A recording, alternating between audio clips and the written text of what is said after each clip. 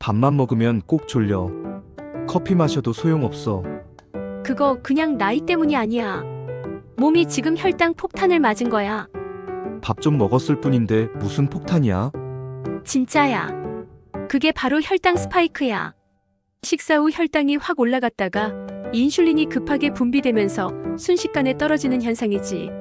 그럼 그냥 피곤해서 졸린 게 아니라는 거야? 맞아. 피곤이 아니라 몸이 놀란 거야.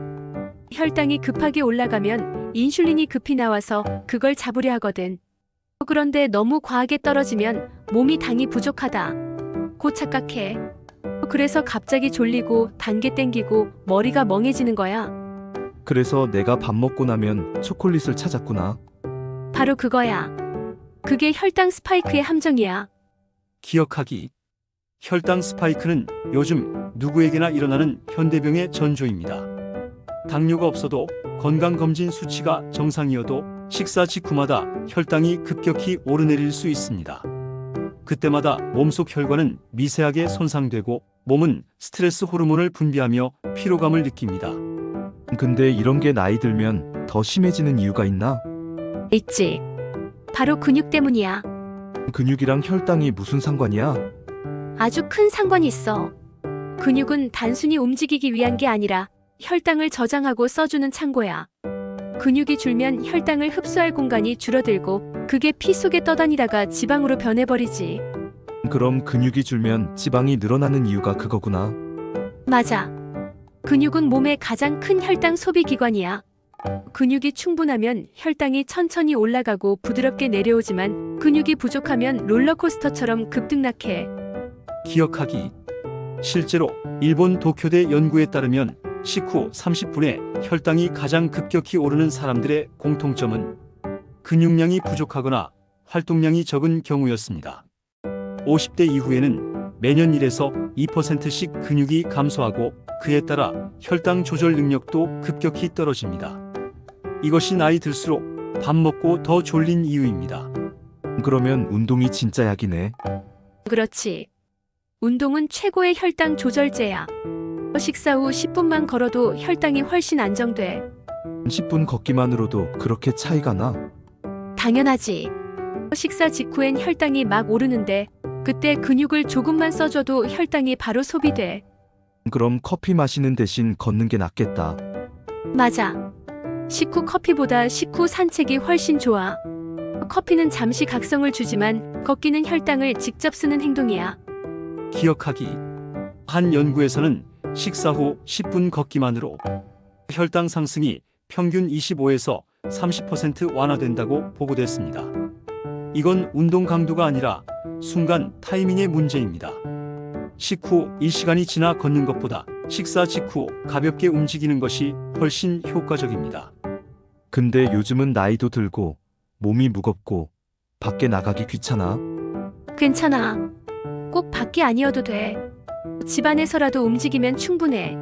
설거지하거나 세탁기 돌리면서 팔 움직이거나 계단 한 번만 오르내려도 몸이 달라져. 중요한 건 움직이기 시작하는 타이밍이야.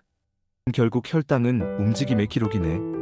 맞아, 얼마나 먹느냐보다 얼마나 자주 움직이느냐가 더 중요해. 기억하기. 근육은 나이가 들어도 계속 만들어질 수 있습니다. 특히 다리 근육과 엉덩이 근육은 혈당을 조절하는 핵심 기관입니다. 하루 10분의 걷기, 스쿼트 5세트 혹은 단순히 의자에서 일어섰다 앉기만 해도 혈당 스파이크를 완화하는 데 큰 도움이 됩니다. 근데 밥만 먹으면 졸리는 게 단지 혈당 때문일까? 대부분 그래. 근데 단순히 졸리는 게 아니라 그건 몸이 내 혈당 너무 빨리 올랐어 하고 보내는 경고야. 그래서 피곤하고 오후가 되면 더 처지고 밤에는 단계 또 당기고 결국 그게 반복돼. 완전 악순환이네. 맞아. 그게 혈당 롤러코스터야. 그리고 그 롤러코스터는 생각보다 조용히 매일 반복돼. 그러면 그걸 막는 방법은 운동뿐이야? 운동도 중요하지만 식사 순서가 더 중요해. 밥부터 먹지 말고 먼저 채소나 단백질을 먹어봐. 그거 하나만 바꿔도 혈당 상승폭이 절반 이하로 줄어. 기억하기. 하버드 공중보건대학 연구에 따르면 식사 순서를 바꾼 것만으로도 혈당 상승이 평균 37% 완화되었습니다. 식이섬유가 탄수화물의 흡수를 늦추기 때문이죠. 즉, 샐러드 한 젓가락이 약보다 강력할 때가 있습니다. 그러면 밥 먹기 전에 샐러드 조금 먹고 반찬 중에 단백질을 먼저 먹으면 되는 거야? 맞아. 그 다음에 밥을 천천히 먹고 마지막에 과일을 조금만 먹으면 완벽하지. 순서만 바꿔도 혈당 스파이크가 부드럽게 완화돼. 밥 한 숟가락 덜어내는 것보다 쉽네. 그렇지. 식단을 바꾸는 것보다 순서를 바꾸는 게 훨씬 쉬워. 기억하기. 혈당 스파이크를 완화하는 건 거창한 다이어트가 아닙니다. 식사 순서, 식사 속도, 식후 움직임. 이 세 가지 습관이 인슐린 저항성을 개선하고 피로와 졸림을 줄이는 핵심 전략입니다. 그럼 이제 나도 밥 먹고 소파에 눕는 대신 10분만 움직이는 걸 목표로 해야겠다. 그게 제일 현명한 선택이야. 건강은 하루에 쌓이는 패턴이야. 밥 먹고 천천히 걷기, 채소 먼저 먹기, 달달한 디저트 줄이기. 그거 세 가지만 지켜도 몸은 금방 달라질 거야. 기억하기. 건강은 노력보다 리듬입니다. 몸은 반복된 신호를 기억합니다. 매일 3번의 식사, 그 리듬을 바꾸면 당신의 몸은 단 한 달만 해도 눈에 띄게 회복됩니다. 오늘부터는 내 몸이 보내는 신호를 무시하지 말아야겠다. 그게 바로 회복의 첫걸음이야. 몸은 늘 이야기하고 있었거든. 나 좀 천천히 먹어줘. 그리고 조금만 움직여줘. 알았어. 오늘 점심은 샐러드 먼저, 그리고 식후 산책으로 마무리. 좋아. 그게 바로 건강을 되찾는 식사법이야. 기억하기. 식후 졸림은 게으름이 아니라 신호입니다. 몸은 늘 회복하려는 방향으로 움직이고 있습니다. 당신이 해야 할 일은 단 하나, 그 회복을 방해하지 않는 것. 요즘 이상하지 않아? 예전엔 점심 먹고 바로 일할 수 있었는데 이제는 밥 먹고 나면 멍해지고 오후가 그냥 사라져버려. 나도 그래. 그게 그냥 피곤해서 그런 게 아니라니까. 우리 몸이 계속 혈당 롤러코스터를 타고 있는 거야. 근데 나는 단 거 잘 안 먹는데? 단 거만 문제는 아니야. 우리가 평소에 정상이라고 생각하는 습관들이 사실은 혈당 스파이크를 만드는 주범이야. 기억하기. 혈당 스파이크를 만드는 원인은 의외로 단순합니다. 무엇을 먹느냐보다 어떻게 먹느냐가 훨씬 중요하죠. 이제 우리가 흔히 저지르는 3가지 대표적인 실수를 살펴보고 그걸 되돌리는 3단계 회복 전략을 나눠보겠습니다. 첫 번째 실수, 아침을 대충 때우거나 거르는 것. 아침을 걸으면 오히려 혈당이 안정되지 않아? 아니, 전혀. 오히려 완전 반대야. 아침을 걸으면 몸이 기근 상태라고 착각해서 다음 식사 때 혈당이 훨씬 더 급하게 올라가. 그럼 아침 거르는 게 간헐적 단식이 아니네. 대부분은 건강한 단식이 아니라 그냥 불균형한 스트레스 반응이야. 몸은 공복이 길어지면 인슐린 감수성이 떨어지고 오히려 점심 먹을 때 폭발적으로 혈당이 오른다니까. 기억하기. 국제당뇨학회 IDF의 보고서에 따르면 아침을 거르는 사람은 꾸준히 먹는 사람보다 식후 혈당이 평균 35% 더 높게 나타났습니다. 몸은 다음 에너지를 언제 받을지 모른다고 느끼면 들어온 당을 한꺼번에 흡수하려 하기 때문이죠. 아침은 꼭 양보다 조합이 중요해. 단백질과 지방이 같이 있어야 혈당이 부드럽게 올라가거든. 그럼 밥 대신 계란이랑 아보카도라도 먹으면 되겠네. 완벽하지. 그거면 충분해. 중요한 건 아침에 몸을 깨워주는 에너지 리듬을 만드는 거야. 두 번째 실수, 식사 속도가 너무 빠르다. 나는 원래 빨리 먹는 습관이야. 근데 그게 문제야? 엄청 문제야.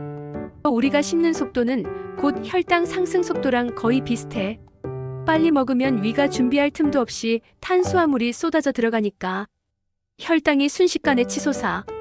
근데 회사에서 점심시간 짧잖아. 그러니까 대부분이 식사 후 졸린 거야. 혈당이 급등하면 인슐린이 과하게 분비되고 그게 떨어질 때 피로가 확 와버리지. 기억하기. 일본 규슈대 연구에서는 한 입당 15회 이상 천천히 씹은 그룹이 그냥 먹은 그룹보다 식후 혈당이 27% 낮게 나타났습니다. 또한 포만감을 느끼는 시간도 빨라져 결국 섭취 칼로리까지 줄어들었죠. 근데 그건 실천이 어렵다. 간단히 하면 돼. 식사할 때 젓가락 내려놓기 루틴을 만들어. 한 입 먹고 젓가락을 잠깐 내려놓으면 자연스럽게 씹는 시간이 길어져. 그렇게만 해도 혈당 스파이크가 완화돼. 그건 나도 할 수 있겠다.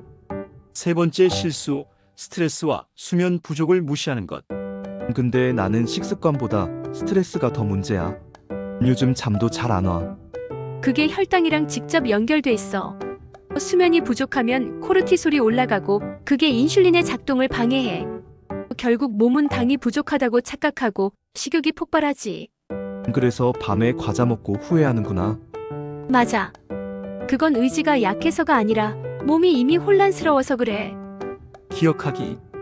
하버드 수면의학센터 연구에 따르면 하루 5시간 이하로 자는 사람은 7시간 이상 자는 사람보다 인슐린 저항성이 40% 더 높게 나타났습니다. 즉, 잠이 부족하면 아무리 식단을 바꿔도 혈당은 불안정해집니다.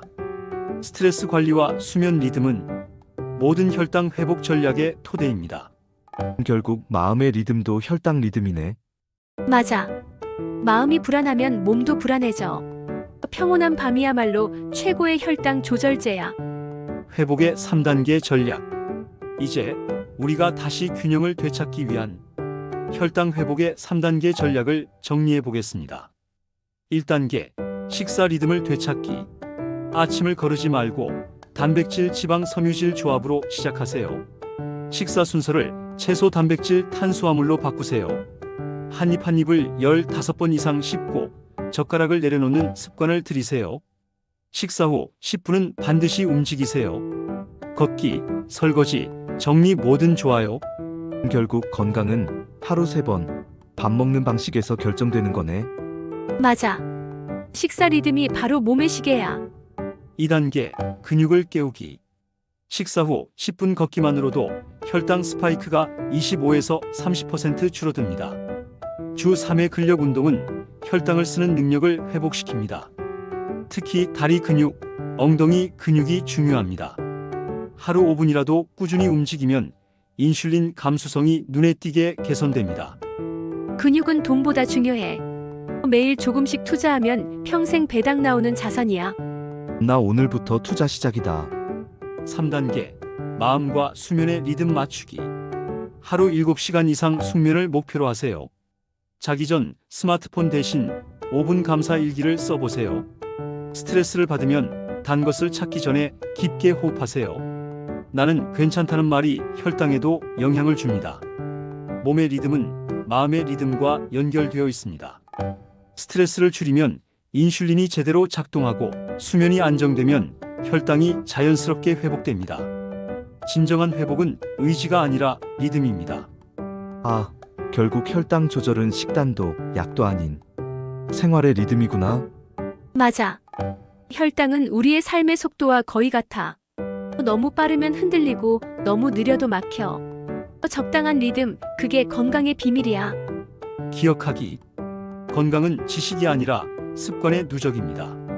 매일 반복되는 세 끼, 그 안에 작은 선택들이 당신의 내일을 바꿉니다. 혈당은 단순히 숫자가 아닙니다.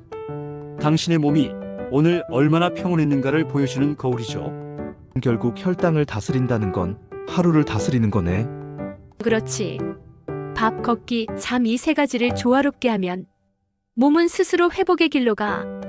그게 바로 나이 들어도 늙지 않는 비밀이지. 기억하기. 당신의 몸은 여전히 회복할 수 있습니다. 지금 이 순간 당신이 먹는 한 끼, 걷는 한 걸음, 그 모든 게 회복의 시작입니다.